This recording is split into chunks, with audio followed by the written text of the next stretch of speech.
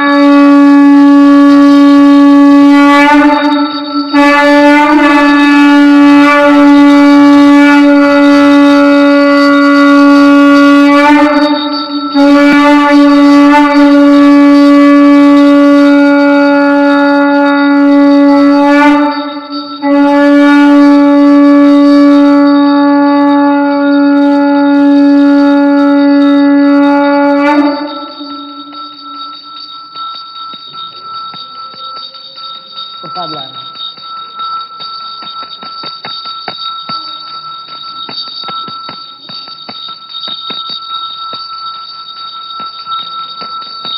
राम नाम ही ले आओ।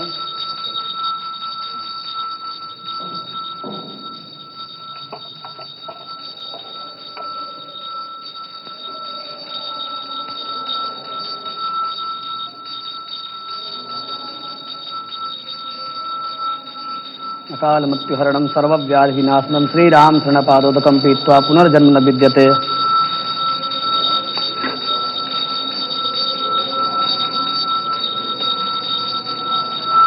अकाल मृत्युहरणं सर्वव्याधिनाशनं श्रीराम शरणपादोदकं पीत्वा पुनर्जन्म न विद्यते।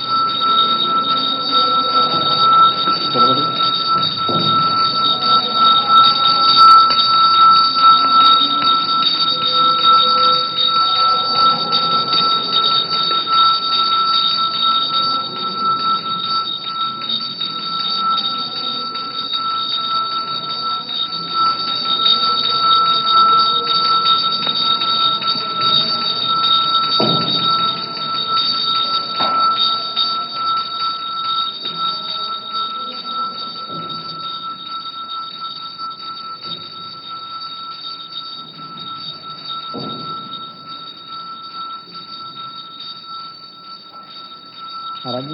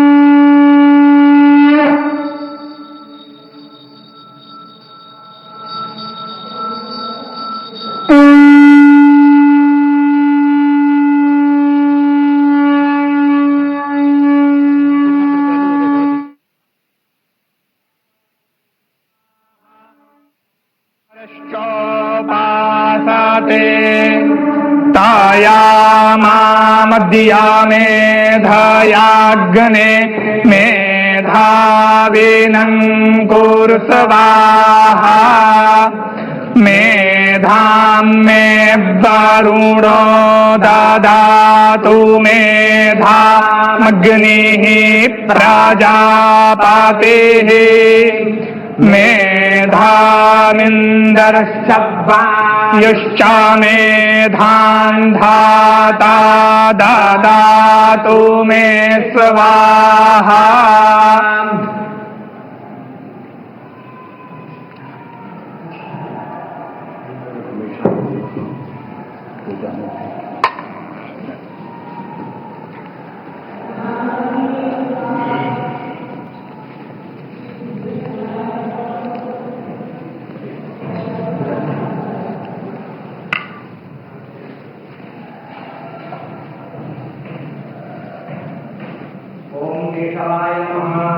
ओम नारायणाय नमः।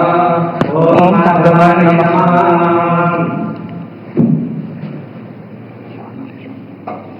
हस्तो प्रक्षाल्य ऋषिकेशाय नमः। ओम अपवित्रः पवित्रो वा सर्वावस्थाङ्गतोऽपि वा यस्मरेत् पुण्डरीकाक्षं सभायाभ्यन्तरः शुचिः पुण्डरीकाक्षः पुनातु पुण्डरीकाक्षः पुनातु पुण्डरीकाक्षः पुनातु। स्वस्ति तिलकम्। ॐ स्वस्ति न इन्द्रो वृद्धशरावाः स्वस्ति नः पूषा विश्ववेदाः स्वस्ति नस्तार्क्ष्यो अरिष्टनेमिः स्वस्ति नो बृहस्पतिर्दधातु।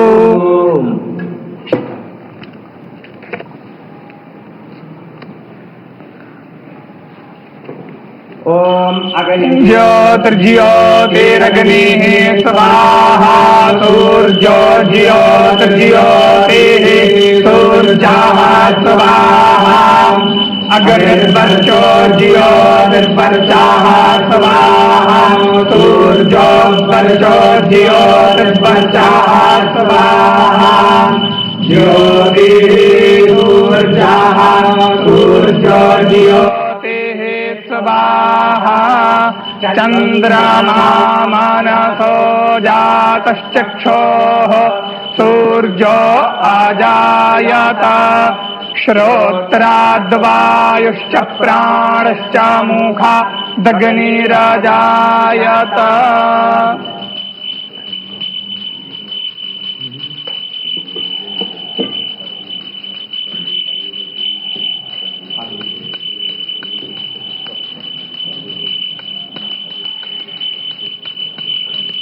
ओम नमो भगवते उत्तम श्लोकाय नम आर्यलक्षणशीलव्रताय नम उपशिक्षितात्मन उपासितलोकाय नमः साधुवादनिगषणाय नमो ब्रह्मण्यदेवाय महापुरुषाय।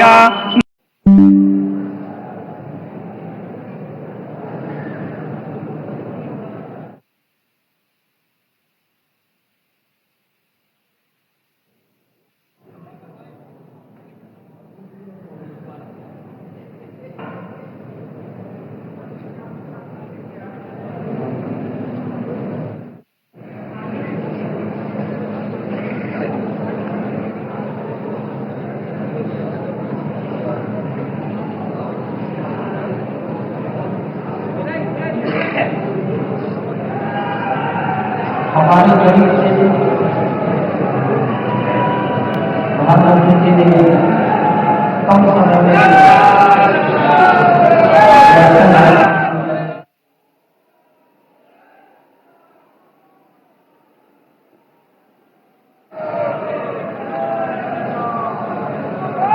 कुछ जाना है वहां जाना था ये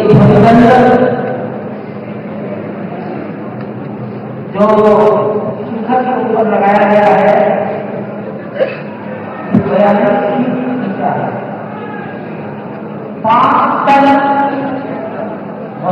अब तुम इधर क्या कर रहे हैं?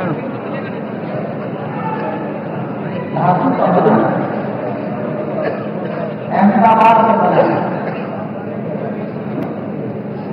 42 फीट में 12 फीट तो वहाँ होना शिखर के नीचे तो वहाँ प्रेम में आ जाएगा।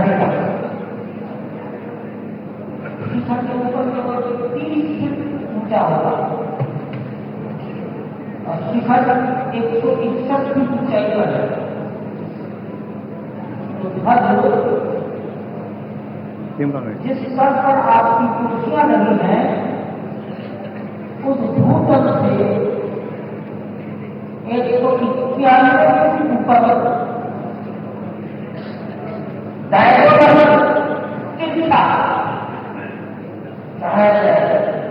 आप देखते होंगे मंदिर नीचे से चौड़ा होता है, जैसे जैसे ऊपर जाते हैं वो सिकुड़ता जाता है। तो मंदिर पर ध्वज चढ़ाने के लिए दूर से रस्सी चढ़ाई जाती है। सामान्य ध्वज बदलने के लिए मंदिर में सीढ़ियां लगा देते हैं लोहे की। लोहा पत्थर को खराब करेगा और इसलिए यहाँ वो सीढ़ियां नहीं लगाए। ये सीधा प्रसारण श्री अयोध्या धाम से प्रधानमंत्री नरेंद्र मोदी मौजूद हैं भगवान श्री राम जन्मभूमि मंदिर में, जहां पर ध्वजारोहण अब से थोड़ी देर बाद होगा। प्रधानमंत्री नरेंद्र मोदी, उनके साथ मुख्यमंत्री योगी आदित्यनाथ, राष्ट्रीय स्वयंसेवक संघ के सरसंघचालक डॉक्टर मोहन भागवत, उत्तर प्रदेश की राज्यपाल आनंदीबेन पटेल। प्रधानमंत्री नरेंद्र मोदी ने श्री राम दरबार के दर्शन किए। श्री राम दरबार, जिसकी स्थापना 3 से 5 जून के बीच प्रथम तल पर की गई है भगवान श्री राम के इस मंदिर में। श्री राम दरबार में भगवान श्री राम, माता सीता, अनुज लक्ष्मण, भरत और शत्रुघ्न सब एक साथ हैं और साथ ही साथ कपीश हनुमान भी श्री राम दरबार के अभिन्न अंग हैं कि प्रथम तल पर स्थापित किया गया है इस भव्य मंदिर में। और प्रधानमंत्री नरेंद्र मोदी ने राम दरबार के दर्शन किए। इससे पहले माता अन्नपूर्णा के मंदिर के दर्शन किए। और राम दरबार कहीं न कहीं भगवान श्री राम के राज्याभिषेक का प्रतीक है, रामराज का प्रतीक है। राम दरबार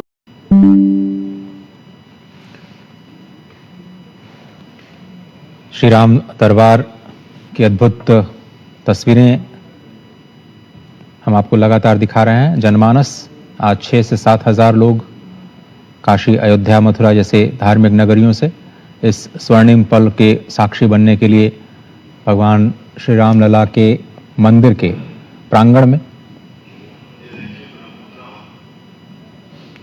इस वक्त उपस्थित हैं और सभी प्रतीक्षा कर रहे हैं उन पलों की जब ये जो ध्वजदंड आपको दिख रहा है उस पर अद्भुत धर्म ध्वजा आज प्रतिष्ठित की जाएगी और इसी के साथ शंखनाद किया जाएगा। भगवान श्री राम के उन मूल्यों का संपूर्ण विश्व के समक्ष जब राज्य की कल्पना होती है तो एक आदर्श राज्य के रूप में राम राज्य को ही कहा जाता है। और श्रीधाम अयोध्या में राम राज्य 11,000 वर्षों तक प्रतिष्ठित रहा। एक ऐसा शासनकाल जिसमें सभी लोग एक दूसरे से प्रेम करते थे। किसी भी व्यक्ति के जीवन में किसी भी तरह का क्लेश नहीं था। आज कलयुग में हम सिर्फ उसकी कल्पना कर सकते हैं, लेकिन त्रेता युग में 11,000 वर्षों तक भगवान श्री राम ने माता सीता के साथ उसी राम दरबार की झलक जो इस वक्त हम प्रतिमाओं के रूप में आज दर्शन कर पा रहे हैं, उस साकार रूप में इसी अयोध्या धाम पर संपूर्ण मानवता को अपने दिव्य आलोक से प्रकाशित करती हुई नजर आ रही है। और रामराज्य की जब हम कल्पना करते हैं तो कहा जाता है कि 11,000 वर्षों के दौरान कभी किसी की अकाल मृत्यु नहीं हुई, किसी भी पिता के सामने उसके पुत्र की मृत्यु नहीं हुई। यहां तक कि इस पूरे शासनकाल में किसी भी दुर्घटना से किसी की मृत्यु नहीं हुई। कहीं पर आगजनी की खबरें नहीं आई, किसी के रोगी होने की खबरें नहीं आई।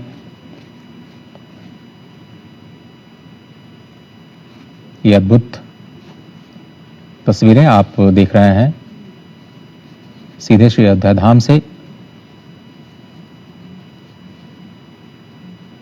प्रधानमंत्री नरेंद्र मोदी सबसे पहले उन्होंने दर्शन किए सप्त मंदिर के, उसके बाद माता अन्नपूर्णा, श्री शावतार श्री लक्ष्मण जी के मंदिर के दर्शन, राम दरबार में पूजा अर्चना, श्री रामलला के दिव्य मंदिर में पूजा अर्चना आरती का कार्यक्रम, और अब सभी लोग प्रतीक्षा कर रहे हैं आज के इस अभिजीत मुहूर्त की, जो कि करीब 12 बजे ये होगा। 12 बजे अभिजीत मुहूर्त सुनिश्चित होता है और अभिजीत मुहूर्त में ही प्रधानमंत्री नरेंद्र मोदी जनता जनार्दन के सम्मुख ध्वजारोहण करेंगे। 11:55 से लेकर आगे के अभिजीत मुहूर्त में जो संयोग बना है, जो सुखद संयोग है, उसमें अभिजीत मुहूर्त में ही भूमि पूजन हुआ था, अभिजीत मुहूर्त में ही प्राण प्रतिष्ठा हुई थी और अभिजीत मुहूर्त में ही आज ध्वजारोहण हो रहा है। भगवान राम, श्री राम साक्षात धर्म के विग्रह माने जाते हैं। श्री राम जन्मभूमि तीर्थ क्षेत्र का जो ध्येय वाक्य है वो कहा गया है, रामो विग्रहवान धर्मः, और जो श्लोक है वो कहा गया है, रामो विग्रहवान धर्मः। श्री राम धर्म के साक्षात विग्रह हैं। साधु सत्य पराक्रमः, साधु हैं, सत्य शाश्वत हैं और पराक्रमी हैं। राजा सर्वस्व लोकस्य देवानाम इव वासवः, वे समस्त लोक के राजा हैं, सर्वस्व के राजा हैं, त्रिभुवन के राजा हैं, वैसे ही जैसे कि इंद्र देवताओं के राजा हैं। तो धर्म के मूर्त रूप में, पवित्र रूप में, साधु रूप में, सत्यवादी रूप में, सभी लोगों के राजा के रूप में, लोकनाथ के रूप में, मर्यादा पुरुषोत्तम के रूप में भगवान श्री राम का अवतरण इसी अयोध्या धराधाम पर हुआ और इसी अयोध्या धराधाम पर उनके जन्मस्थान पर दिव्य भव्य मंदिर का निर्माण हुआ। और आज उस संकल्प के सिद्धि के स्वरूप में ध्वजारोहण कार्यक्रम में प्रधानमंत्री नरेंद्र मोदी सम्मुख उपस्थित हैं। भगवान श्री राम के, जनता जनार्दन के, विशिष्ट अतिथियों के, अवधपुरवासियों के, और आज निश्चित तौर से वो अयोध्या जहां पर युद्ध नहीं होता, वह अवध जहां किसी का वध नहीं होता, एक स्वर्णिम अध्याय लिखने जा रहा है सांस्कृतिक उत्कर्ष के नए आयाम को। हमारी संस्कृति ही ऐसी है जो कहती है कि विजय केवल लोहे की नहीं, धर्म की रही धरा पर धूम, भिक्षु बनकर रहते सम्राट, दया दिखलाते घर घर घूम। यवन को दिया दया का दान, चीन को मिली धर्म की दृष्टि, मिला था स्वर्ण भूमि को रत्न, शील को सिंघल की भी सृष्टि। किसी का हमने छीना नहीं, प्रकृति का रहा पालना यही, हमारी जन्मभूमि थी यही, और हम नहीं आए थे कहीं। ये आर्यावर्त की भूमि, ये हिंद भूमि, ये हिंद देश, ये भारतवर्ष, ये आर्यावर्त निश्चित तौर से उस आर्य आर्ष संस्कृति का प्रतीक है और उसी आर्य आर्ष संस्कृति के ध्वजवाहक के रूप में, भारत भारतीयता के संवाहक के रूप में, और उसी सांस्कृतिक पुनर्जागरण के नए अध्याय के रूप में यहां पर आज ध्वजारोहण हो रहा है भगवान श्री राम के दिव्य भव्य मंदिर के उत्तुंग शिखर पर। तपस्वी के रूप में, तेजस्वी के रूप में, तेजपुंज के रूप में, तेजोमय रूप में, त्याग, तप और तपश्चर्या के पर्याय के रूप में भगवान श्री राम जाने जाते हैं। मर्यादा पुरुषोत्तम के रूप में भगवान श्री राम जाने जाते हैं। आदर्श शासन की संकल्पना के रूप में भगवान श्री राम का शासनकाल रामराज जाना जाता है। और जहां पर कहा गया कि दैहिक दैविक भौतिक तापा, राम राज नहीं काहू ही व्यापा, सब नर रहें परस्पर प्रीति, चल ही स्वधर्म निरत श्रुत नीति। सब स्वधर्म का पालन करते हुए, अपने धर्म का पालन करते हुए, अपनी मर्यादा का पालन करते हुए धर्म की स्थापना, धर्म जिसे कि हम धारण करते हैं, धर्म जो कि मर्यादा स्वरूप है, धर्म जो कि विश्व बंधुत्व और समाज कल्याण के मूल शाश्वत मूल्यों को समेकित किए रहता है, धर्म जो कि सर्व कल्याण और लोकमंगल का पर्याय है, उसी धर्म का अनुसरण करते हुए भगवान श्री राम ने पूरे विश्व संस्कृति के सामने रामराज की स्थापित किया। और आज इसी सांस्कृतिक अध्याय में नया अध्याय जुड़ रहा है। जब ये शिखर आप देख रहे हैं, उत्तुंग शिखर, स्वर्ण जड़ित ये गुंबद, और स्वर्ण जड़ित गुंबद के ऊपर ये उत्तुंग दंड और उत्तुंग दंड पर यह विशिष्ट भगवान श्री राम के मंदिर का ध्वज, जिसमें ओम, जो कि भगवान का ओंकार नाम है, जो कि कोविदार, जो कि सूर्यवंशी अयोध्या का राजवृक्ष है, और जहां पर भगवान सूर्य, जो कि स्वयं भगवान श्री राम के सूर्यवंश के होने के पर्याय हैं, इन तीन प्रतीकों को समेकित किए हुआ यह ध्वज आज यहां पर इसका आरोहण होगा। यह ध्वज यहां पर फहराया जाएगा और निश्चित तौर से यह केसरिया ध्वज हमारे ऋषियों के रंग को समेकित किया हुआ है, हुतात्माओं के रुधिर को समेकित किया हुआ है। भगवा रंग, केसरिया रंग, ये ध्वज का रंग ऋषियों का रंग है, मुनियों का रंग है, वीरों का रंग है, बलिदानियों का रंग है, संतों का रंग है, और जनक लली के मस्तक का भी रंग है, अंजना के लाल हनुमान का भी रंग है। यह अवधपुरी के हर एक स्वरूप का रंग है।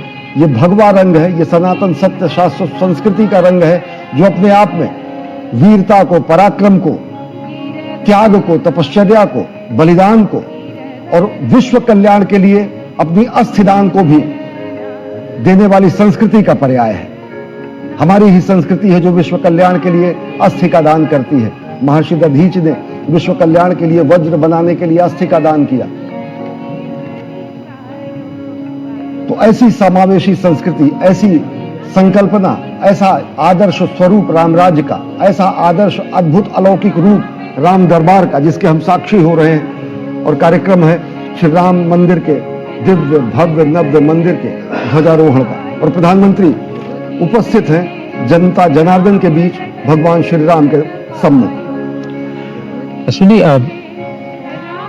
चूंकि आप इस यात्रा को बहुत नजदीक से देख रहे हैं, एक भारत श्रेष्ठ भारत की भी संपूर्ण भावना, सामाजिक समरसता की संपूर्ण भावना इस पूरे मंदिर के निर्माण में दिखाई देती है। आपने कई बार अपनी रिपोर्ट्स में कहा है कि भारत के विभिन्न हिस्सों से यहाँ पर निर्माण करने वाले कारीगर सम्मिलित हुए, अलग अलग वस्तुएं आई, तो संपूर्ण भारत का योगदान कहा जा सकता है इस श्री अयोध्या धाम में जो राम मंदिर का निर्माण हुआ है, और जिसमें आज सप्त मंदिरों की स्थापना जो सामाजिक समरसता के प्रतीक के रूप में ही आज संपूर्ण विश्व के सामने आ रहा है। कैसे संपूर्ण भारत आज इस एक प्रतीक के तौर पर दृश्यमान हो रहा है? निश्चित तौर से अगर देखें तो अगर यहाँ पर वंशी पहाड़पुर के गुलाबी रंग के पत्थर लगे हैं, तो दक्षिण भारत के नक्काशी शिल्पकारों ने और साथ ही साथ गुजरात के अनेक शिल्पकारों ने इस अद्भुत नक्काशी का काम किया है। पूर्वांचल क्षेत्र के श्रमिकों ने श्रमेव जयते के महत्व को स्थापित किया है। ये मंदिर का उत्तुंग शिखर सत्यमेव जयते की अभिव्यंजना करता है।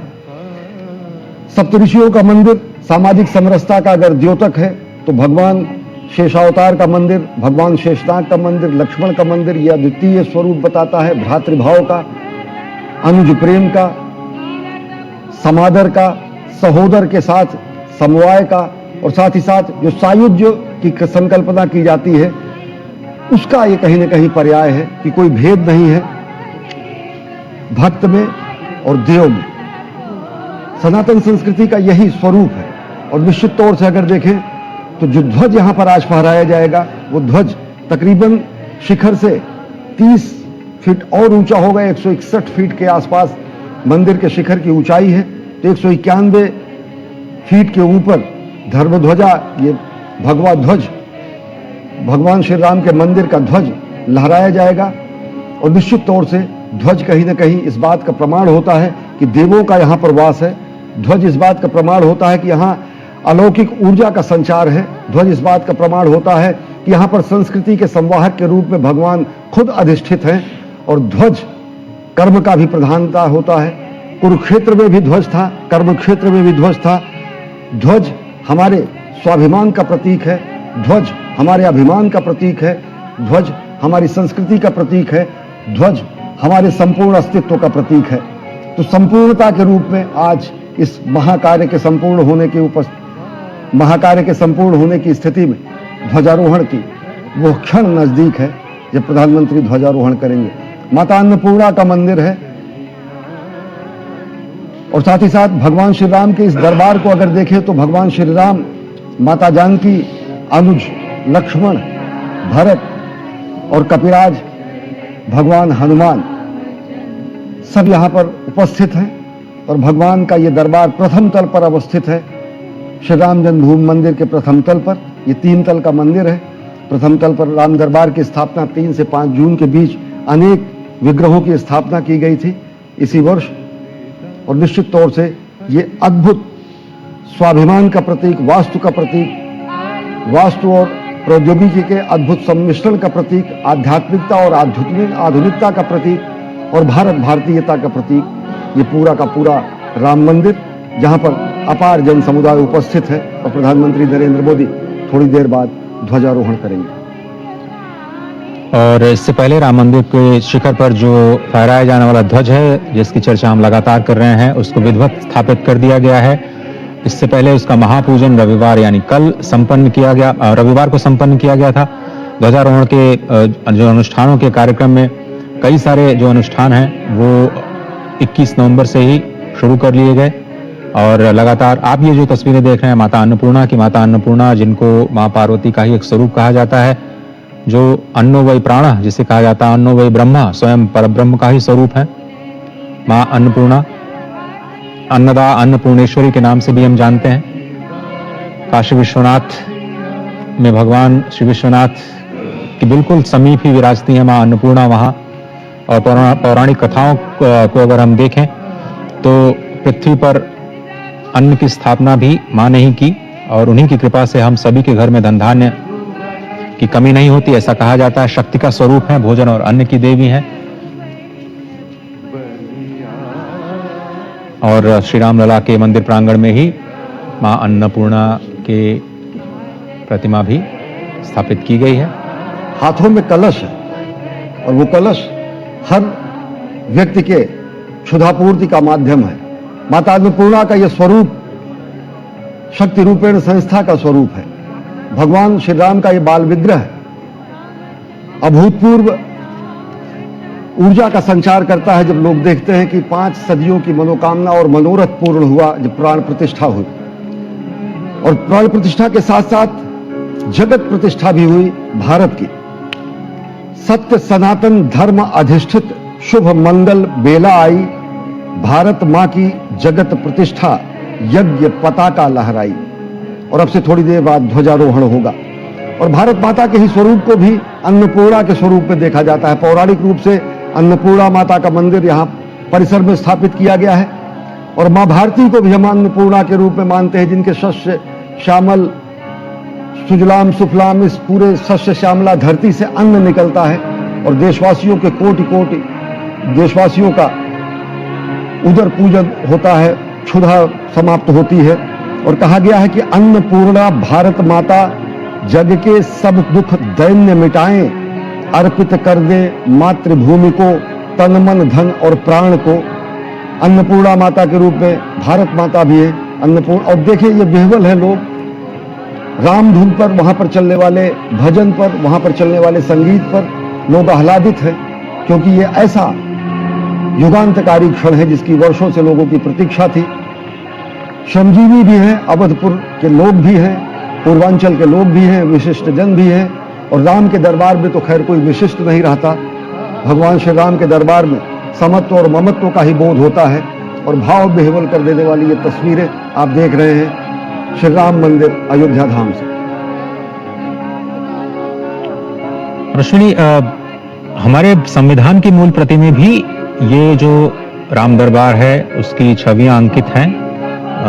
ऐसा भी कहा जाता है कि जो मूल प्रति है उसमें भगवान श्री राम का नीति निर्देशक तत्व पे अगर देखें तो राम कथा वर्णित है, भगवान बुद्ध वर्णित है और उसको समादृत स्थान से, समादृत रूप से संविधान के मूल स्वरूप में उसको अवस्थित किया गया था और कैलीग्राफी की गई है। वो मूल प्रतियां संरक्षित भी है, लेकिन कालांतर में जो एक ब्लैक एंड व्हाइट स्वरूप आया संविधान का, उनमें उन आलेखों को कहीं न कहीं हटाया गया। तो निश्चित तौर से राम अगर देखें तो संपूर्ण भारत की चेतना है। भगवान श्री राम केवल सनातन धर्म के आराध्य ही नहीं, राम नाम भी है, राम अभिवादन भी है, राम जीवन भी है, राम वृत्ति भी है। और प्रधानमंत्री नरेंद्र मोदी ने एक बार बहुत पहले एक कविता लिखी थी, मैं उसका उद्धरण करना चाहूंगा। प्रधानमंत्री नरेंद्र मोदी ने लिखा कि राम व्यक्ति को नहीं, वृत्ति को प्राप्त संज्ञा है। राम हमारा चिंतन, दर्शन, प्रीति, प्रकृति और प्रज्ञा है। राम चिरंतन जीवन मूल्यों का स्वर्णिम शिखर है। राम हमारी संस्कृति का सारस्वत हस्ताक्षर है। राम हमारा धर्म, हमारा कर्म, हमारी गति है। राम हमारी शक्ति, हमारी भक्ति, हमारी स्तुति है। बिना राम के आदर्शों का सदमोत्कर्ष कहां है? बिना राम के इस भारत में भारतवर्ष कहां है? तो भारतवर्ष के प्रतीक के रूप में, भारत भारतीयता के तेजपुंज के रूप में भगवान श्री राम है। राम नाम भी है, राम सब में है, राम सबके हैं, और सबके राम और सब में राम की दृष्टि को ही सनातन संस्कृति स्थापित करती है। सनातन संस्कृति जो किसी का भेदभाव नहीं करती है, सनातन संस्कृति में जहां पर ममत्व और समत्व का बोध होता है और लोग विह्वल हैं, आह्लादित हैं, ऊर्जस्वित हैं, नृत्य कर रहे हैं, गायन कर रहे हैं और उस क्षण का इंतजार कर रहे हैं अजय कि जब मंदिर के उत्तुंग शिखर पर हमारा केसरिया लहराएगा और जहां पर सूर्य, कोविदार वृक्ष और साथ ही साथ ओम का अंकन हुआ है, वो पवित्र ध्वजा आज संपूर्ण सिद्धि के रूप में, पूर्णता के रूप में, मंदिर निर्माण के संपूर्णता के प्रतीक के रूप में स्थापित होगा। ये छत्र देख रहे हैं, जो छत्र है, ये छत्र कहीं ना कहीं ऐसा छत्र है जो लोगों को अभीत करता है, जो लोगों को निर्भय करता है। ये ऐसा छत्र है जो रामराज की संकल्पना को लोगों के सामने रखता है, और ये वो ऐसा छत्र है जो ये बताता है कि हमारे संचय में था दान, अतिथि थे सदा हमारे देव, वचन में सत्य, हृदय में तेज, प्रतिज्ञा में रहती थी टेव। भगवान राम ने अगर प्रतिज्ञा की कि निश्चरहीन करो मही, भुज उठाए प्रण कीन, तो निश्चरहीन उन्होंने समूची धरती को किया और रामराज की स्थापना की। भगवान श्री राम ने अगर प्रण किया कि राक्षसों का नाश होगा, धर्म की स्थापना होगी, तो उसको उन्होंने किया। तो वचन में सत्य, हृदय में तेज, प्रतिज्ञा में रहती थी टेव। वही है रक्त, वही है देश, वही साहस है, वैसा ज्ञान, वही है शांति, वही है शक्ति, वही है हम दिव्य आर्य संतान। तो आर्यावर्त में आज दिव्य आर्य संतान के इस उत्तुंग शिखर पर ध्वजारोहण का समय नजदीक है। करीब 10 मिनटों का समय शेष रह गया है जब अभिजीत मुहूर्त प्रारंभ होगा 11:55 पर, और उसके बाद जो भगवान श्री राम लला के मंदिर के शिखर पर दंड है, उसमें धर्मध्वज की प्रतिस्थापना की जाएगी। सीधी तस्वीरें आप देख रहे हैं श्री अयोध्या धाम से।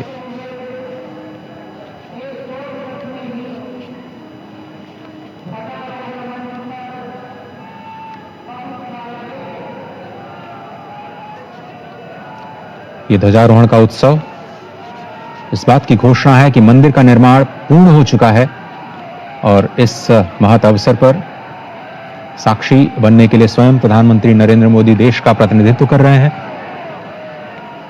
श्री धाम अयोध्या, जिसे परब्रह्म का स्वरूप कहा जाता है, स्वयं वहां के स्थानीय लोगों का ये तस्वीरें, पहली तस्वीर आपकी स्क्रीन पर।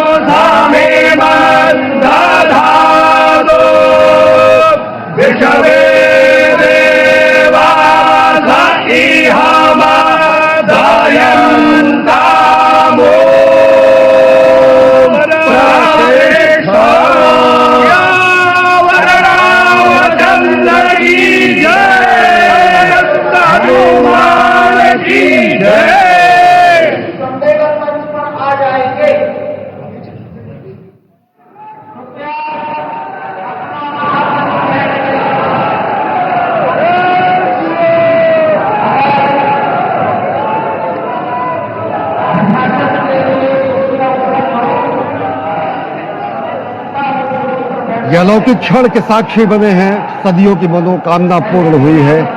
मंदिर के उत्तुंग शिखर पर केसरिया भगवा ध्वज लहराया है।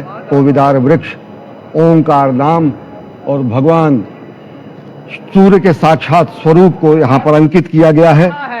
सत्य सनातन शाश्वत मूल्यों का यह अमर प्रमाण आर्यावर्त से हिंद देश के ध्वज को कोटि प्रणाम। भगवा ध्वज है अखिल राष्ट्र गुरु, शत शत इसे प्रणाम, लेकर भगवा ध्येय मार्ग पर बढ़े चले अविराम।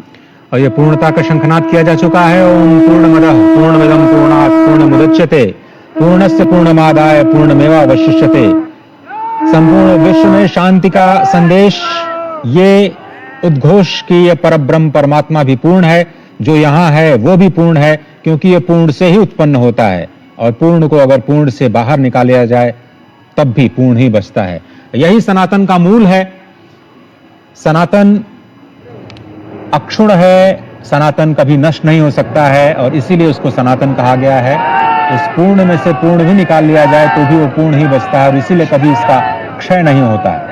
और इसी अक्षय संस्कृति का ध्वजवाहक प्रधानमंत्री नरेंद्र मोदी इस वक्त उन ऐतिहासिक पलों के साक्षी बनने के बाद माननीय राज्यपाल उपस्थित समारोह को संबोधन के लिए प्रस्थान करते हुए मंच पर आ रहे हैं। वह भारत भारतीयता के संवाहक के रूप में प्रधानमंत्री यहाँ हैं।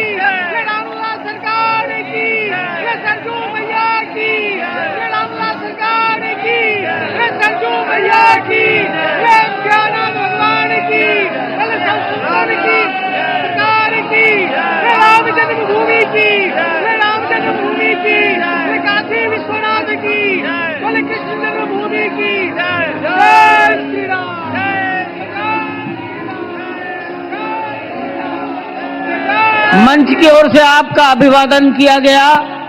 अब माननीय मुख्यमंत्री महोदय योगी आदित्यनाथ जी प्रधानमंत्री जी और सरसंघ चालक जी के सम्मान में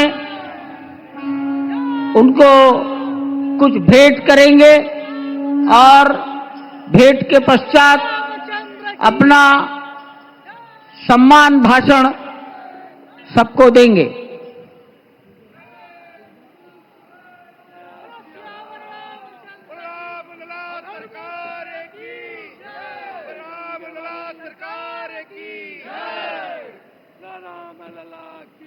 इस सम्मान में रामलला का प्रतिमा और जो ध्वज ऊपर फहराया गया है, आरोहित किया गया है, उस ध्वज को ही प्रतीक बनाकर भेंट किया गया है। रामलला की प्रतिमा और कोविदार वृक्ष युक्त सूर्य और ओंकार युक्त ध्वज।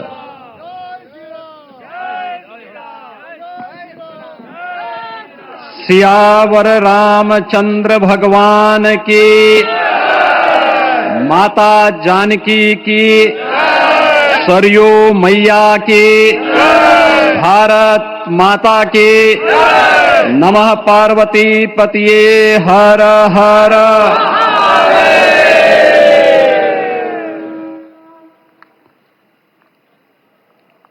आज सफल तपु तीरथ त्यागो,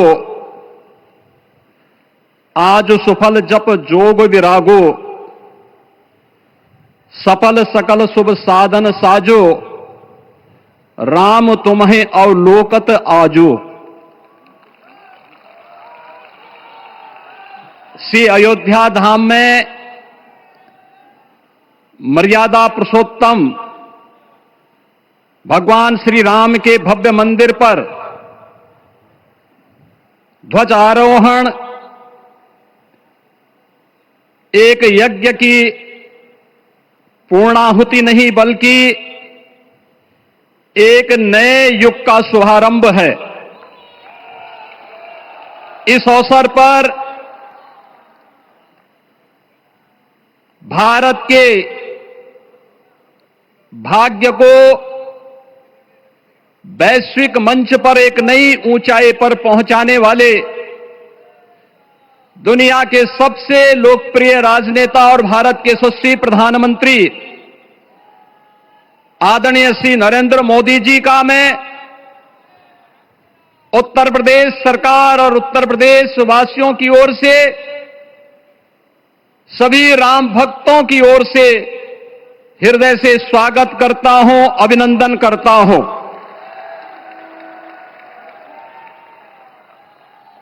इस अवसर पर अपनी गरिमामयी उपस्थिति से इस संपूर्ण कार्यक्रम के गौरव को बढ़ाने वाले हमारे विचार परिवार के मुखिया आदरणीय सरसंघ चालक जी का भी मैं सभी राम भक्तों की ओर से हृदय से स्वागत और अभिनंदन करता हूं। प्रदेश की माननीय राज्यपाल आदरणीय श्रीमती आनंदीबेन पटेल जी, श्री राम जन्मभूमि तीर्थ क्षेत्र न्यास के अध्यक्ष पूज्य महंत नृत्य गोपाल दास जी महाराज, कोषाध्यक्ष श्री राम जन्मभूमि तीर्थ क्षेत्र न्यास पूज्य स्वामी गोविंद देव गिरी जी महाराज, अन्य सभी पूज्य संतों और आप सभी उपस्थित अतिथियों का इस आयोजन में हृदय से स्वागत करता हूं, अभिनंदन करता हूं। बहनों और भाइयों, प्रभु श्री राम का यह भव्य मंदिर 140 करोड़ भारतीयों की आस्था, सम्मान और आत्म गौरव का प्रतीक है। इस भव्य मंदिर के निर्माण में योगदान देने वाले उन सभी कर्मयोगियों का भी मैं हृदय से अभिनंदन करता हूं। आज का यह पावन दिन उन पूज्य संतों, योद्धाओं, श्री राम भक्तों की अखंड साधना, संघर्ष को समर्पित है, जिन्होंने इस पूरे आंदोलन और संघर्ष के लिए अपना जीवन समर्पित किया। विवाह पंचमी का यह दिव्य संयोग इस उत्सव को और भी पावन बना रहा है। ध्वजारोहण उस सत्य का उद्घोष है कि धर्म का प्रकाश अमर है और राम राज्य के मूल्य कालजयी हैं। आदरणीय प्रधानमंत्री जी, 2014 में जब आपने भारत का नेतृत्व संभाला था, उसी दिन कोटि कोटि भारतवासियों के मन में, उनके हृदय में यह संभावना, यह संकल्प और विश्वास का सूर्योदय हुआ। आज वही विश्वास, वही तपस्या, वही अनगिनत पीढ़ियों की प्रतीक्षा आपके कर कमलों के माध्यम से साकार रूप से पूरे भारतवासियों और सभी सनातन धर्मावलंबियों के समक्ष आज इस भव्य राम मंदिर के रूप में है। श्री राम मंदिर पर फहराता यह केसरिया ध्वज धर्म का प्रतीक है, मर्यादा का प्रतीक है, सत्य, न्याय और राष्ट्र धर्म का भी प्रतीक है। यह विकसित भारत की संकल्पना का प्रतीक भी है, क्योंकि संकल्प का कोई विकल्प नहीं। और पिछले 11 वर्ष में बदलते हुए भारत को हम सब ने अपनी आंखों से देखा है। एक नया भारत का दर्शन हम कर रहे हैं, जहां पे विरासत और विकास का एक बेहतर समन्वय इसे एक नई ऊंचाई की ओर प्रदान कर रहा है। तो नहीं दरिद्र को दुखी न दीना, नहीं कहूं अबुद न लक्षण हीना, 80 करोड़ लोगों को राशन की सुविधा का लाभ, 50 करोड़ लोगों को निःशुल्क स्वास्थ्य की सुविधा का लाभ, हर गरीब के पास जरूरतमंद को एक आवास की सुविधा, हर व्यक्ति को बिना भेदभाव के शासन की सभी प्रकार की सुविधाओं का, यह राम राज्य की उस उद्घोषणा का जिसका आधार विकसित भारत है, यह उसी का संकल्प है। बहनों और भाइयों, पिछले 500 वर्षों में साम्राज्य बदले, पीढ़ियां बदली, किंतु आस्था अडिग रही, अचल रही। आस्था न झुकी और न रुकी। जन जन को विश्वास अटल था। और जब राष्ट्रीय स्वयंसेवक संघ जैसे यशस्वी संगठन के हाथों में कमान आई, तो हर एक मुंह से बिना किसी परवाह करके एक ही उद्घोष निकलता था कि रामलला हम आएंगे, मंदिर वहीं, लाठी गोली खाएंगे, मंदिर वहीं। और एक समय था जब ये वैभवशाली अयोध्या संघर्षों, अराजकता, बदहाली का शिकार बन चुका था। लेकिन आदरणीय प्रधानमंत्री जी के मार्गदर्शन और नेतृत्व में आज अयोध्या उत्सवों की एक वैश्विक राजधानी बन रही है। यहां हर दिन एक पर्व है, हर दान एक प्रताप है और हर दिशा में राम राज्य की पुनर्स्थापना का दिव्य अनुभूति हो रही है। आज श्री राम लला की ये पावन नगरी आस्था और आधुनिकता की, आस्था एवं अर्थव्यवस्था के एक नए युग में प्रवेश कर चुकी है। बेहतर कनेक्टिविटी है। यहां पर धर्मपथ, रामपथ, भक्तिपथ, पंचकोसी और 14 कोसी परिक्रमा के साथ साथ 84 कोसी की परिक्रमा श्रद्धालु और भक्तों को एक नए मार्ग और आस्था को एक नया सम्मान प्रदान कर रही है। महर्षि वाल्मीकि के नाम पर स्थापित अंतर्राष्ट्रीय एयरपोर्ट अंतर्राष्ट्रीय और राष्ट्रीय स्तर पर उस कनेक्टिविटी को बेहतर सुविधा उपलब्ध करवा रही है।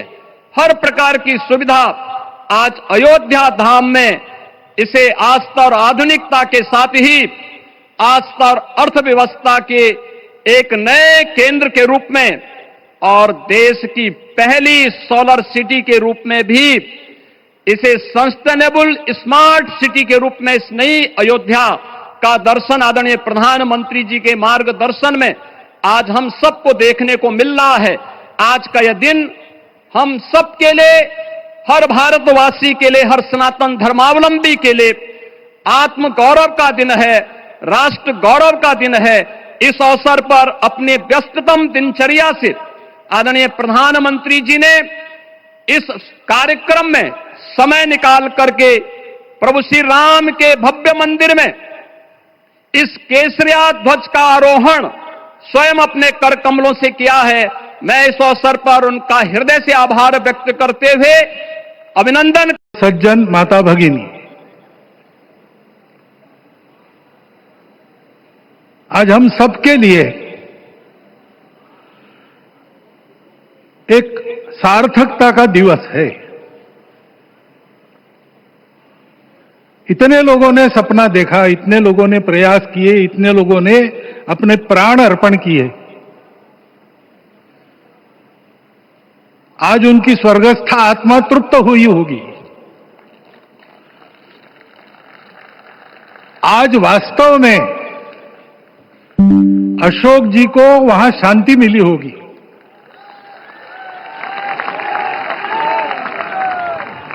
महंत रामचंद्र दास जी महाराज,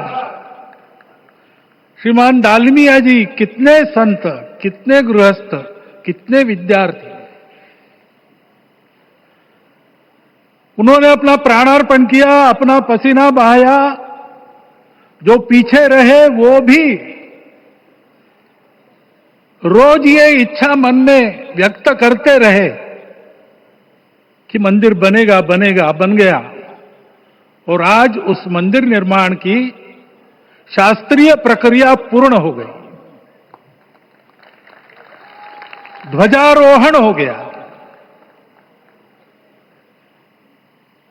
राम राज्य का ध्वज जो कभी अयोध्या में फहराता था और संपूर्ण विश्व में अपने आलोक से सुख शांति प्रदान करता था, वो ध्वज आज फिर से नीचे से ऊपर चढ़ता हुआ और अपने शिखर पर विराजमान होता हुआ हमने अपनी आंखों से देखा है, इसी देह में देखा है।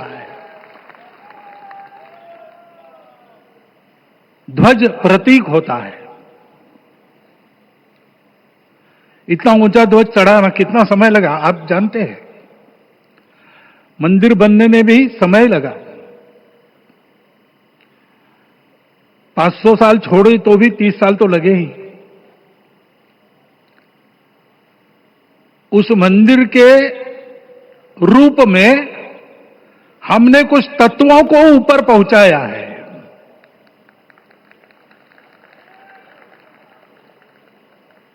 सारा विश्व जिससे ठीक चलेगा,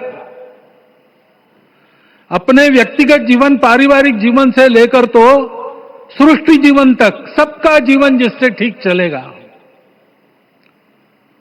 वो धर्म, उस धर्म का प्रतीक भगवा रंग, वह इस ध्वज का रंग है। ये धर्म ध्वज है।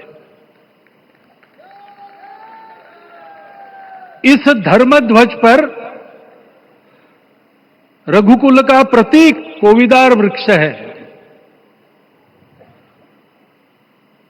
वैसे रूप देखा जाए तो कचनार जैसे लगता है, और जो खोजी लोग हैं वो खोज कर कह रहे हैं कि मंदार और पारिजात दो वृक्षों का एक तरह से संकर है। दोनों वृक्षों के गुण, ये दोनों वृक्ष देव वृक्ष कहलाते हैं। दो देव वृक्षों के गुणों का समुच्चय ये वृक्ष है, और ये वृक्ष उस रघुकुल की सत्ता का प्रतीक है। वो सत्ता वृक्ष से व्यक्त होती है, जिसके बारे में कहा गया, छायाम अन्यस्य कुर्वन्ति तिष्ठन्ति स्वयं आतपे। सबके लिए छाया देते हैं, स्वयं धूप में खड़े रहकर। फलान्यपि परार्थाय, फल स्वयं उगाते हैं, दूसरों के लिए बांट देते हैं। वृक्षाः सत्पुरुषा इव, वृक्ष सत्पुरुष होते हैं। और कचनार के गुण औषधि भी है। कचनार के वृक्ष का अन्न में भी उपयोग है। सब प्रकार से उपयोगी इस वृक्ष का प्रतीक हमने लगाया है। धर्म जीवन ऐसा जीवन होता है, और ये जीवन जीना है, उस जीवन की प्रतिष्ठा करनी है, इस जीवन का झंडा शिखर तक पहुंचाना है। चाहे जितनी प्रतिकूलता हो, चाहे जितनी कठिनाइयां हो, साधनहीनता हो, सारी दुनिया स्वार्थ में बहती होगी, लेकिन हमारा संकल्प है। सूर्य भगवान उस तेज के, उस संकल्प के प्रतीक है। उनके रथ का एक ही चक्र है। 4 चाक वाली गाड़ियां भी एक्सीडेंट करती है तो एक चक्र चलाना है, और रास्ता खराब भी नहीं, रास्ता है ही नहीं। अधांतर में चलो रथस्य एकम चक्रम। रथ चलाने के लिए 7-7 घोड़े, उनको नियंत्रण करने के लिए सांपों के लगाम है, और रास्ता नहीं है, और सारथी जो है उसके पैर नहीं है। ऐसी गाड़ी चल सकती है क्या? कंप्यूटर में डाटा डालेंगे, कहेंगे नहीं चलेगी। लेकिन बिना थके रोज पूरब से पश्चिम, पूरब से पश्चिम जाना आना सूरज भगवान कर रहे हैं, क्योंकि कार्य की सिद्धि स्वत्व के भरोसे होती है।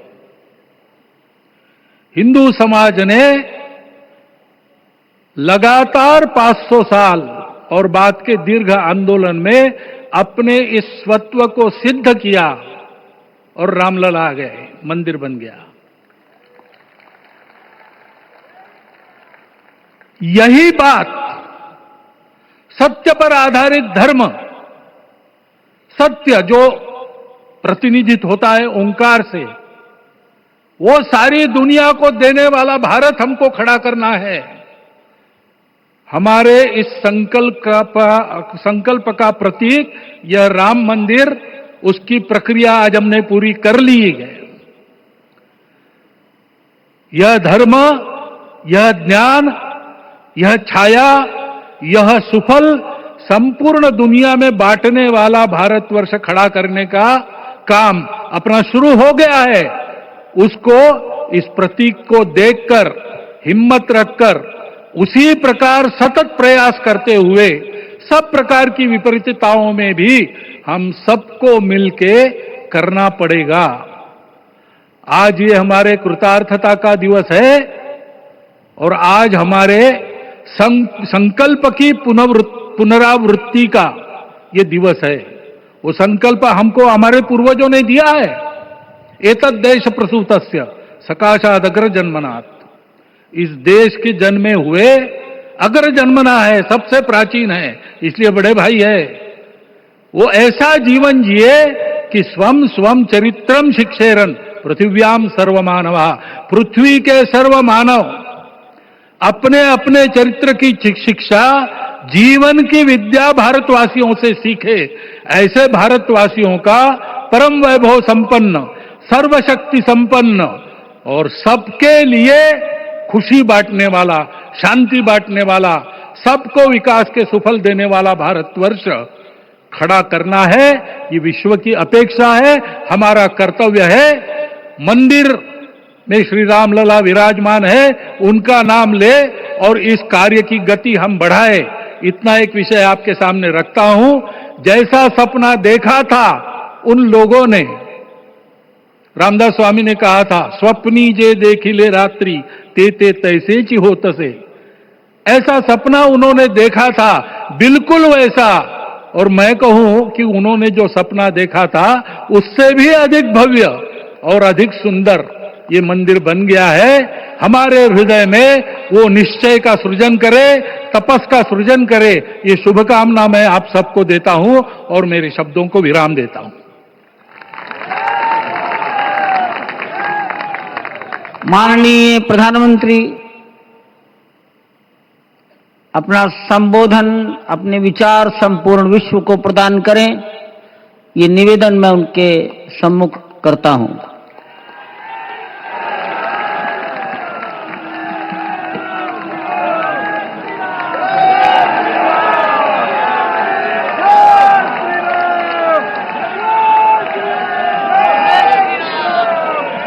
सियावर रामचंद्र की, सियावर रामचंद्र की जय सिया राम। उत्तर प्रदेश की राज्यपाल आनंदीबेन पटेल,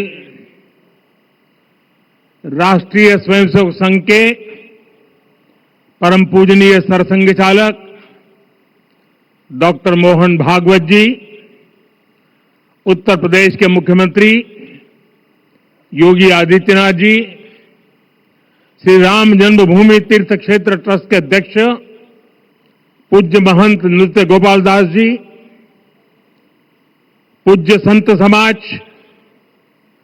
यहां पधारे सभी भक्तगण, देश और दुनिया से इस ऐतिहासिक पल के साक्षी बन रहे कोटि कोटि राम भक्त, देवी और सज्जनों, आज अयोध्या नगरी भारत की सांस्कृतिक चेतना के एक और उत्कर्ष बिंदु की साक्षी बन रही है।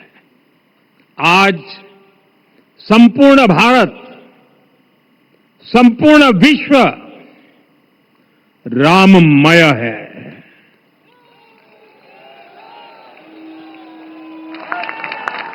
हर राम भक्त के हृदय में अद्वितीय संतोष है, असीम कृतज्ञता है, अपार अलौकिक आनंद है।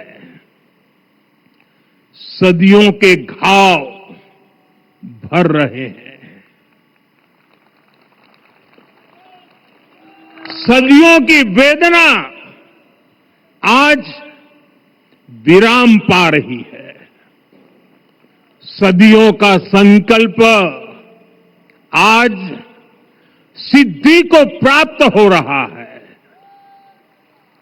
आज उस यज्ञ की पूर्णाहुति है जिसकी अग्नि 500 वर्ष तक प्रज्वलित रही। जो यज्ञ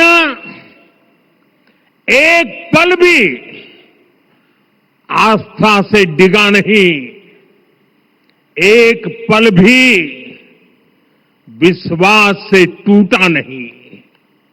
आज भगवान श्री राम के गर्भगृह की अनंत ऊर्जा, श्री राम परिवार का दिव्य प्रताप इस धर्म ध्वजा के रूप में इस दिव्यतम भव्यतम मंदिर में प्रतिष्ठापित हुआ है। और साथियों, ये धर्म ध्वजा केवल एक ध्वजा नहीं, ये भारतीय सभ्यता के पुनर्जागरण का ध्वज है। इसका भगवा रंग, इस पर रचित सूर्य वंश की ख्याति, वर्णित होम शब्द और अंकित कोविदार वृक्ष राम राज्य की कीर्ति को प्रतिरूपित करता है।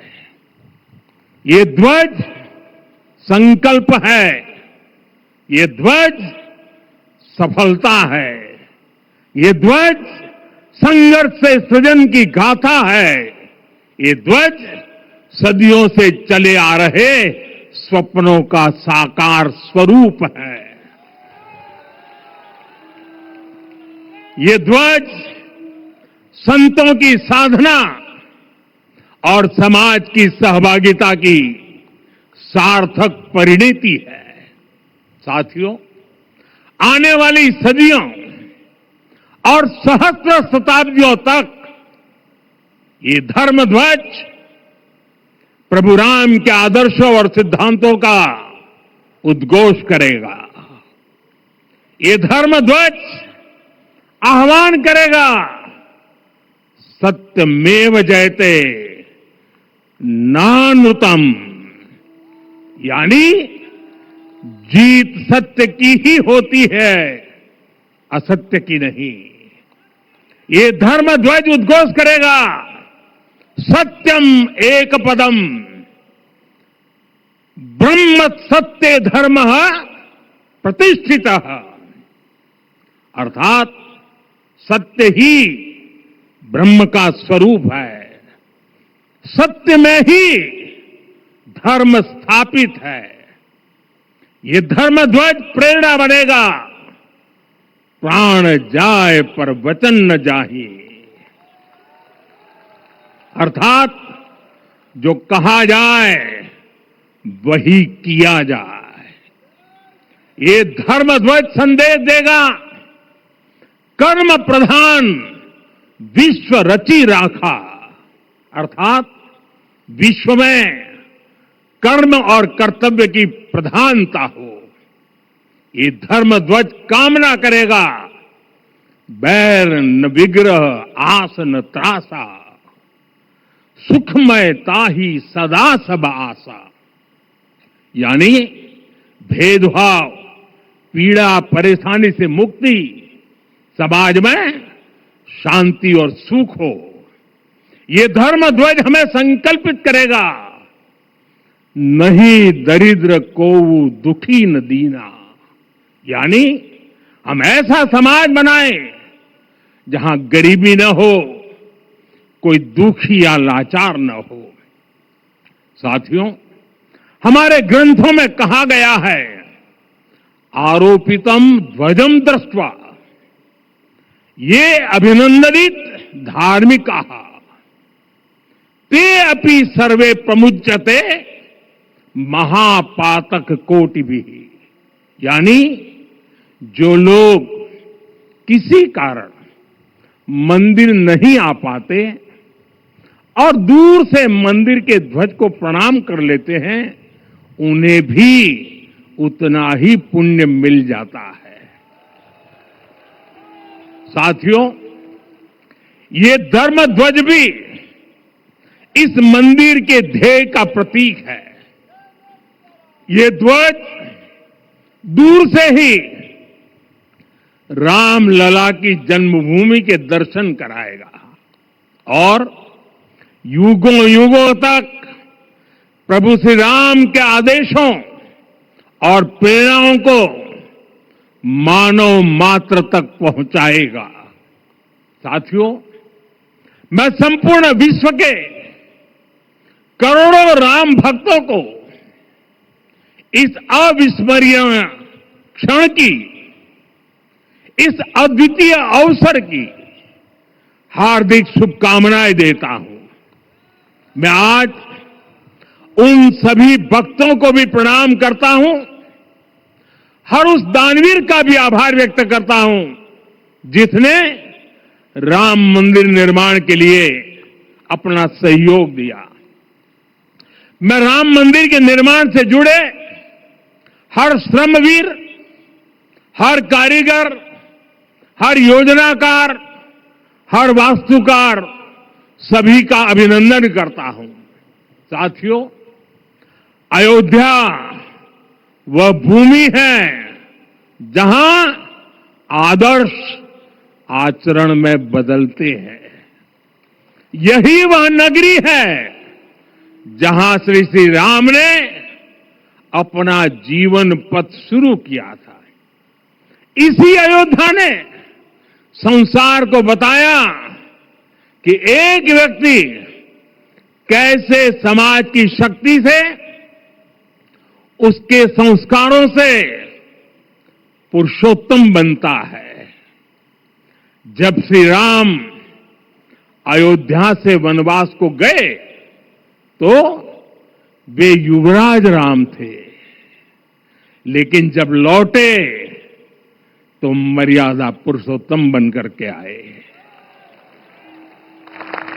और उनके मर्यादा पुरुषोत्तम बनने में महर्षि वशिष्ठ का ज्ञान, महर्षि विश्वामित्र की दीक्षा, महर्षि अगस्त्य का मार्गदर्शन, निषाद राज की मित्रता,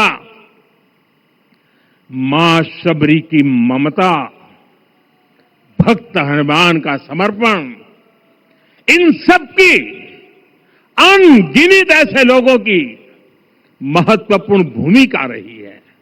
साथियों, विकसित भारत बनाने के लिए भी समाज की इसी सामूहिक शक्ति की आवश्यकता है। मुझे बहुत खुशी है कि राम मंदिर का दिव्य प्रांगण भारत के सामूहिक सामर्थ्य की भी चेतना स्थली बन रहा है। यहां सप्त मंदिर बने हैं। यहां माता शबरी का मंदिर बना है, जो जनजातीय समाज के प्रेम भाव और आतिथ्य परंपरा की प्रतिमूर्ति है। यहां निषाद राज का मंदिर बना है।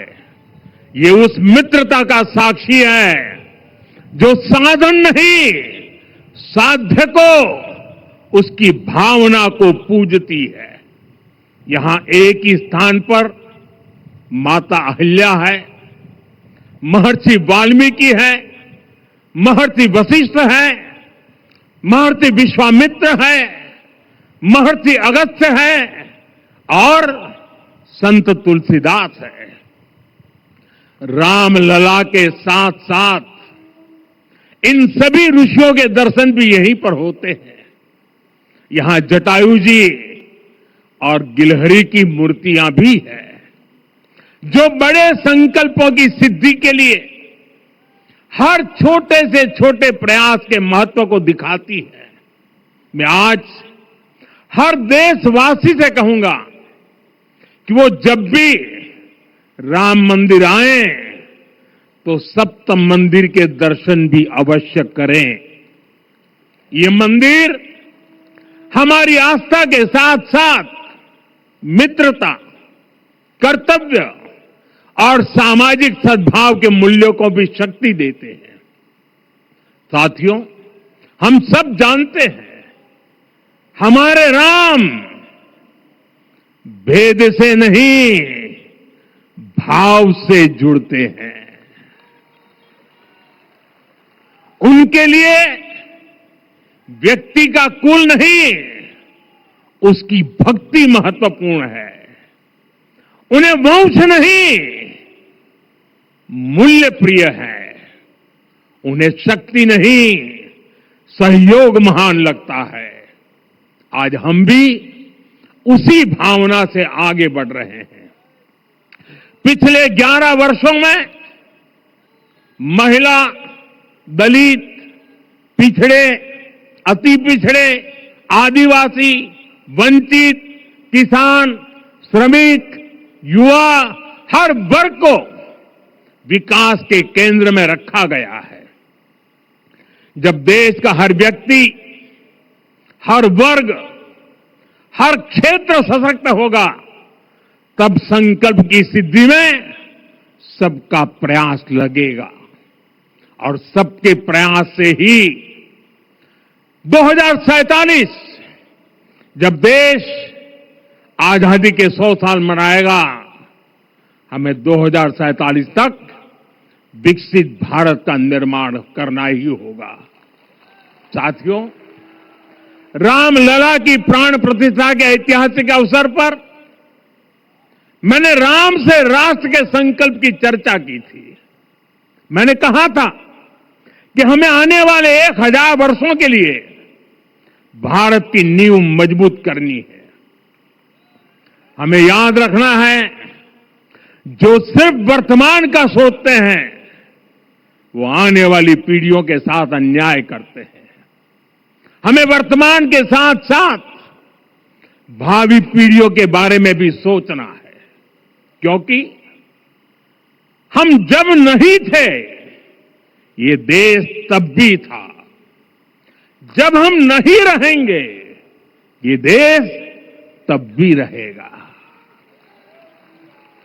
हम एक जीवंत समाज है, हमें दूरदृष्टि के साथ ही काम करना होगा। हमें आने वाले दशकों, आने वाली सदियों को ध्यान में रखना ही होगा। और साथियों, इसके लिए भी हमें प्रभु राम से सीखना होगा। हमें उनके व्यक्तित्व को समझना होगा, हमें उनके व्यवहार को आत्मसात करना होगा। हमें याद रखना होगा, राम यानी आदर्श, प्रवृत्ति च सज्जनई, राम यानी विनम्रता में महाबल, वीर्यवान च वीर्यण, महता स्वेन विस्मितः, राम यानी सत्य का अडिग संकल्प, न च अनुत्र कथो विद्वान, राम यानी जागरूक, अनुशासित और निष्कपट मन, निस्तिंद्र अपम्रत च स्वदोष परदोषवित। साथियों, राम सिर्फ एक व्यक्ति नहीं, राम एक मूल्य है, एक मर्यादा है, एक दिशा है। अगर भारत को साल 2047 तक विकसित बनाना है, अगर समाज को सामर्थ्यवान बनाना है, तो हमें अपने भीतर राम को जगाना होगा। हमें अपने भीतर के राम की प्राण प्रतिष्ठा करनी होगी। और इस संकल्प के लिए आज से बेहतर दिन और क्या हो सकता है। साथियों, 25 नवंबर का यह ऐतिहासिक दिन अपनी विरासत पर गर्व का एक और अद्भुत क्षण लेकर आया है। इसकी वजह है धर्म ध्वजा पर अंकित कोविदार वृक्ष। ये कोविदार वृक्ष इस बात का उदाहरण है कि जब हम अपनी जड़ों से कट जाते हैं तो हमारा वैभव इतिहास के पन्नों में दब जाता है। साथियों, जब भरत अपनी सेना के साथ चित्रकूट पहुंचे तो लक्ष्मण ने दूर से ही अयोध्या की सेना को पहचान लिया। ये कैसे हुआ, इसका वर्णन वाल्मीकि जी ने किया है। और वाल्मीकि जी ने क्या वर्णन किया है? उन्होंने कहा है, विराजित उद्गत स्कंधम कोविदार ध्वज रथे। लक्ष्मण कहते हैं, राम, सामने जो तेजस्वी प्रकाश में विशाल वृक्ष जैसा ध्वज दिखाई दे रहा है, वही अयोध्या की सेना का ध्वज है, उस पर कोविदार का शुभ चिन्ह अंकित है। साथियों, आज जब राम मंदिर के प्रांगण में कोविदार फिर से प्रतिष्ठित हो रहा है, यह केवल एक वृक्ष की वापसी नहीं है, यह हमारी स्मृति की वापसी है, हमारी अस्मिता का पुनर्जागरण है, हमारी स्वाभिमानी सभ्यता का पुनः उद्घोष है। कोविदार वृक्ष हमें याद दिलाता है कि जब हम अपनी पहचान भूलते हैं तो हम स्वयं को खो देते हैं, और जब पहचान लौटती है तो राष्ट्र का आत्मविश्वास भी लौट आता है। और इसलिए मैं कहता हूं, देश को आगे बढ़ना है तो अपनी विरासत पर गर्व करना होगा। साथियों, अपनी विरासत पर गर्व के साथ साथ एक और बात भी महत्वपूर्ण है, और वो है गुलामी की मानसिकता से पूरी तरह मुक्ति। आज से 190 साल पहले सबसे बड़ा दुर्भाग्य यह है कि मैकाले ने जो कुछ सोचा था उसका प्रभाव कहीं व्यापक हुआ। हमें आजादी मिली, लेकिन हीन भावना से मुक्ति नहीं मिली। हमारे यहां एक विकार आ गया कि विदेश की हर चीज, हर व्यवस्था अच्छी है, और जो हमारी अपनी चीजें हैं उनमें खोट ही खोट है। साथियों, गुलामी की यही मानसिकता है जिसने लगातार यह स्थापित किया। हमने विदेशों से लोकतंत्र लिया, कहा गया कि हमारा संविधान भी विदेश से प्रेरित है, जबकि सच यह है कि भारत लोकतंत्र की जननी है, मदर ऑफ डेमोक्रेसी है। लोकतंत्र हमारे डीएनए में है। साथियों, अगर आप तमिलनाडु जाएंगे तो तमिलनाडु के उत्तरी हिस्से में उत्तीरमेरूर गांव है। वहां हजारों वर्ष पहले का एक शिलालेख है, उसमें बताया गया है कि उस कालखंड में भी कैसे लोकतांत्रिक तरीके से शासन व्यवस्था चलती थी, लोग कैसे सरकार चुनते थे। लेकिन हमारे यहां तो मैग्ना कार्टा की प्रशंसा का ही चलन रहा। हमारे यहां भगवान बसवन्ना, उनके अनुभव मंटपा की जानकारी भी सीमित रखी गई। अनुभव मंटपा यानी जहां सामाजिक, धार्मिक और आर्थिक विषयों पर सार्वजनिक बहस होती थी, जहां सामूहिक सहमति से निर्णय लिए जाते थे। लेकिन गुलामी की मानसिकता के कारण इस भारत की कितनी ही पीढ़ियों को इस जानकारी से भी वंचित रखा गया। साथियों, हमारी व्यवस्था के हर कोने में गुलामी की इस मानसिकता ने डेरा डाला हुआ था। अब याद करिए, भारतीय नौसेना का ध्वज सदियों तक उस ध्वज पर ऐसे प्रतीक बने रहे जिनका हमारी सभ्यता, हमारी शक्ति, हमारी विरासत से कोई संबंध नहीं था। अब हमने नौसेना के ध्वज से गुलामी के हर प्रतीक को हटाया है। हमने छत्रपति शिवाजी महाराज की विरासत को स्थापित किया है, और ये सिर्फ एक डिजाइन में बदलाव नहीं हुआ, ये मानसिकता बदलने का क्षण था। ये वो घोषणा थी कि भारत अब अपनी शक्ति अपने प्रतीकों से परिभाषित करेगा, न कि किसी और की विरासत से। और साथियों, यही परिवर्तन आज अयोध्या में भी दिख रहा है। साथियों, ये गुलामी की मानसिकता ही है जिसने इतने वर्षों तक रामत्व को नकारा है। भगवान राम अपने आप में एक वैल्यू सिस्टम है।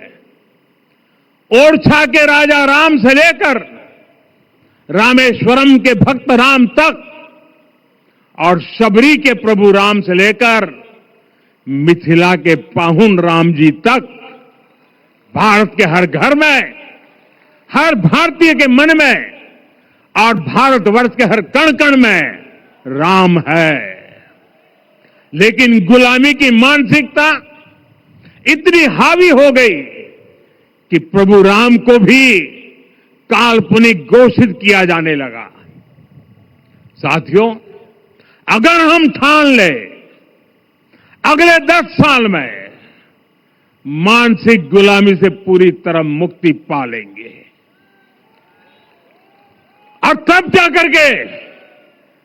जाकर के ऐसी ज्वाला प्रज्वलित होगी, ऐसा आत्मविश्वास बढ़ेगा कि 2047 तक विकसित भारत का सपना पूरा होने से भारत को कोई रोक नहीं पाएगा।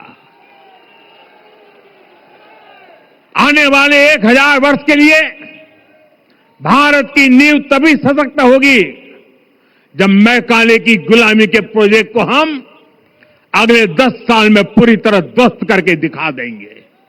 साथियों, अयोध्या धाम में रामलला का मंदिर परिसर भव्य से भव्यतम हो रहा है और साथ ही अयोध्या को संवारने का काम लगातार जारी है। आज अयोध्या फिर से वह नगरी बन रही है जो दुनिया के लिए उदाहरण बनेगी। त्रेता युग की अयोध्या ने मानवता को नीति दी। 21वीं सदी की अयोध्या मानवता को विकास का नया मॉडल दे रही है।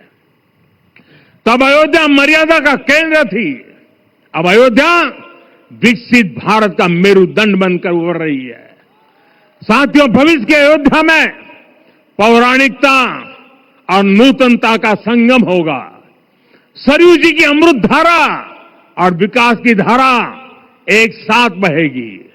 यहां आध्यात्म और आर्टिफिशियल इंटेलिजेंस दोनों का तालमेल दिखेगा। राम पथ, भक्ति पथ और जन्मभूमि पथ से नई अयोध्या के दर्शन होते हैं। अयोध्या में भव्य एयरपोर्ट है।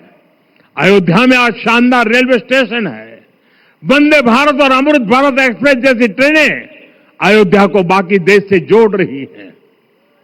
अयोध्या वासियों को सुविधाएं मिले, उनके जीवन में समृद्धि आए, इसके लिए निरंतर काम चल रहा है। साथियों, जब से प्राण प्रतिष्ठा हुई है तब से लेकर आज तक करीब करीब 45 करोड़ श्रद्धालु यहां दर्शन के लिए आ चुके हैं। ये वो पवित्र भूमि है जहां 45 करोड़ लोगों के चरण रज पड़े हैं और इससे अयोध्या और आसपास के लोगों की आय में आर्थिक परिवर्तन आया है, वृद्धि हुई है। कभी अयोध्या विकास के पैमानों में बहुत पीछे थी, आज अयोध्या नगरी यूपी के अग्रणी शहरों में से एक बन रही है। साथियों, 21वीं सदी का आने वाला समय बहुत महत्वपूर्ण है। आजादी के बाद के 70 साल में भारत विश्व की 11वीं सबसे बड़ी अर्थव्यवस्था बना। 70 साल में 11वीं। लेकिन पिछले 11 साल में ही भारत विश्व की 5वीं सबसे बड़ी अर्थव्यवस्था बन चुका है। और वो दिन दूर नहीं जब भारत विश्व की 3री सबसे बड़ी अर्थव्यवस्था भी बन जाएगा। आने वाला समय नए अवसरों का है, नई संभावनाओं का है और इस अहम कालखंड में भी भगवान राम के विचार ही हमारी प्रेरणा बनेंगे। जब श्री राम के सामने रावण विजय जैसा विशाल लक्ष्य था, तब उन्होंने कहा था, सौरज धीरज ते ही रथ चाका, सत्यशील दृढ़ ध्वज पताका, बल विवेक दम परहित गोरे, क्षमा कृपा समता रजु जोरे। यानी रावण पर विजय पाने के लिए जो रथ चाहिए, शौर्य और धैर्य उसके पहिए हैं। उसकी ध्वजा सत्य और अच्छे आचरण की है। बल, विवेक, संयम और परोपकार इस रथ के घोड़े हैं। लगाम के रूप में क्षमा, दया और समता है, जो रथ को सही दिशा में रखते हैं। साथियों, विकसित भारत की यात्रा को गति देने के लिए ऐसा ही रथ चाहिए, ऐसा रथ जिसके पहिए शौर्य और धैर्य हो, यानी चुनौतियों से टकराने का साहस भी हो और परिणाम आने तक दृढ़ता से डटे रहने का धैर्य भी हो। ऐसा रथ जिसकी ध्वजा सत्य और सर्वोच्च आचरण हो, यानी नीति, नियत और नैतिकता से समझौता कभी न हो। ऐसा रथ जिसके घोड़े बल, विवेक, संयम और परोपकार हो, यानी शक्ति भी हो, बुद्धि भी हो, अनुशासन भी हो और दूसरों के हित का भाव भी हो। ऐसा रथ जिसकी लगाम क्षमा, करुणा और संभाव हो, यानी जहां सफलता का अहंकार नहीं और असफलता में भी दूसरों के प्रति सम्मान बना रहे। और इसलिए मैं आदरपूर्वक कहता हूं, ये पल कंधे से कंधा मिलाने का है। ये पल गति बढ़ाने का है। हमें वो भारत बनाना है जो राम राज्य से प्रेरित हो, और ये तभी संभव है जब स्वयं हित से पहले देश हित होगा, जब राष्ट्रहित सर्वोपरि रहेगा। एक बार फिर आप सभी को बहुत बहुत शुभकामनाएं देता हूं। जय सिया राम, जय सिया राम, जय सिया राम। माननीय प्रधानमंत्री जी, सरसंघ चालक जी अब यहां से विदा लेंगे। आप सब बंधु खड़े होकर उनके आगमन पर अपनी कृतज्ञता व्यक्त कर सकते हैं।